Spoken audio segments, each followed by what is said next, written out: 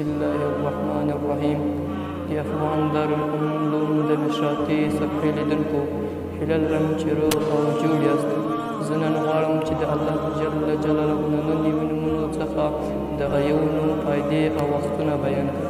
هغه نوم د القدوس جل جلاله، معنا د هر عیب پاک رب. اوله فایده: که څوک هره ورځ د زوال وروسته دا مبارک اسم ډېر ووایي، له ټولو آفتونو به خوندي شي انشاءالله.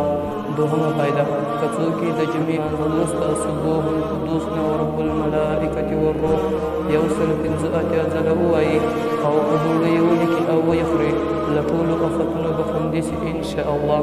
درېیمه فایده: همیشه لوستل د قوم ډار او د دښمن له ضرر څخه د خوندیتوب لپاره ډېر ګټور ده. څلورمه فایده: که څوک د سفر پر مهال ډېر ووایي نه به ستومانه کېږي، او که څوک 319 ځله ووایي او په شنډې باندې یې دم کړي او په دښمن باندې یې وخوري، دښمن به یې ورباندې مهربانه شي. او پنځمه فایده: که څوک یې 1000 ځلې د خلوت په وخت کې تر 40 ورځو پورې ووایي، مقصد به یې پوره شي او د بریالیتوب علامې به یې په دنیا کې رابرسېره شي.